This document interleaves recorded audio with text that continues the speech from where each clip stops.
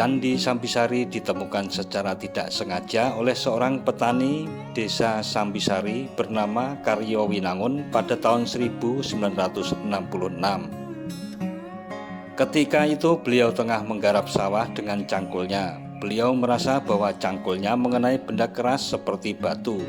Dan ketika digali lebih dalam, ternyata batu tersebut merupakan bongkahan dari sebuah candi.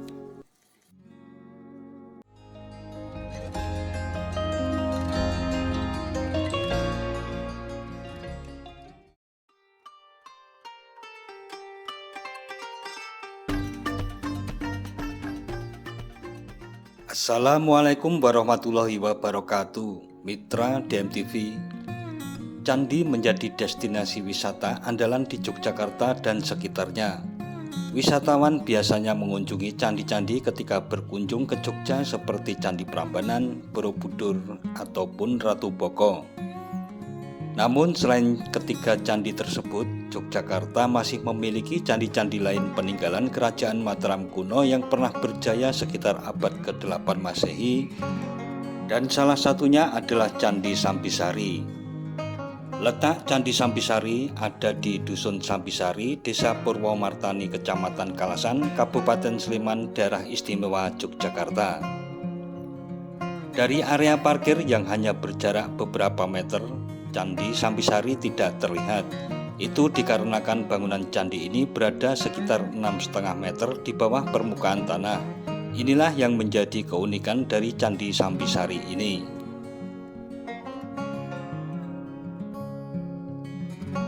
Ketika ditemukan pada tahun 1966 oleh seorang petani, Candi Sambisari masih terkubur di dalam tanah.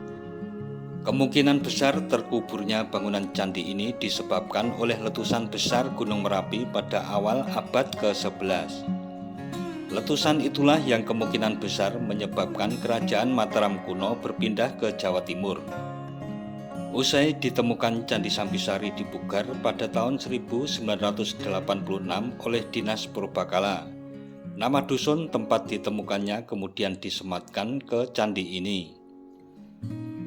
Kini bangunan candi ada di bawah cekungan yang dikelilingi oleh taman hijau dengan pintu masuk dari keempat penjuru mata angin. Dari ujung tangga turun tampak satu bangunan candi utama yang paling besar dengan 3 candi perwara pendamping di depannya. Saat ini bangunan yang masih utuh adalah candi utama, sementara candi pendamping sudah tidak lagi utuh. Menurut beberapa ahli sejarah, Candi Sambisari dikategorikan dalam candi peninggalan umat Hindu yang berada di Jawa. Hal tersebut dapat disimpulkan dengan adanya bukti-bukti sejarah yang ditemukan oleh Dinas Purbakala. Candi ini diperkirakan mulai dibangun pada abad ke-9, sekitar tahun 812 hingga 838 Masehi oleh Raja Rakai Gerung. Raja Rakai Gerung merupakan raja dari kerajaan Mataram kuno dari Wangsa Sanjaya. Bangunan candi dibangun dengan menggunakan material batu padas, jenis material yang sama untuk membangun Candi Plausan, Candi Sojiwan, serta Candi Prambanan di abad ke-9. Komplek Candi Sambisari memiliki luas halaman sekitar 50 kali 48 meter dan dikelilingi oleh 2 lapis pagar batu. Pagar batu pada sisi terluar memiliki ketinggian yang lebih rendah daripada pagar batu sisi dalam yang mempunyai ketebalan sekitar 50 cm dan tinggi mencapai 2 meter. Candi Sambisari sendiri terdiri dalam 1 candi utama serta 3 candi perwara atau candi pendamping. Candi utama pada kompleks Candi Sambisari berbentuk bujur sangkar dengan ukuran sekitar 13,65 kali 13,65 meter dan memiliki ketinggian sekitar 7,5 meter. Di bagian luar pagar utama terdapat relung yang berisi patung Durga Mahisa Suramardini pada bagian utara, patung Ganesha pada sebelah timur, patung Agastya pada bagian selatan. serta di sebelah barat terdapat dua patung dewa penjaga pintu, yaitu Mahakala dan Nandiswara. Pada bagian candi utama dapat ditemukan arca lingga dan yoni dengan ukuran cukup besar. Kedua patung tersebut merupakan bentuk penghormatan umat Hindu kepada Dewa Siwa. Lingga dan yoni juga dapat diartikan sebagai lambang kemakmuran dan kesuburan. Penemuan candi ini pun terbilang cukup unik. Candi Sambisari ditemukan secara tidak sengaja oleh seorang petani desa Sambisari bernama Karyo Winangun pada tahun 1966. Ketika itu beliau tengah menggarap sawah dengan cangkulnya. Beliau merasa bahwa cangkulnya mengenai benda keras seperti batu, dan ketika digali lebih dalam ternyata batu tersebut merupakan bongkahan dari sebuah candi.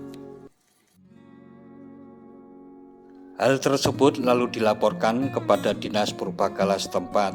Pada tahun itu juga tempat tersebut ditetapkan sebagai situs peninggalan bersejarah.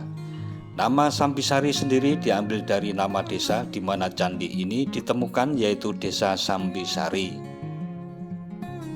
Pada awal penemuan, seluruh bangunan candi terkubur oleh timbunan pasir dan batu.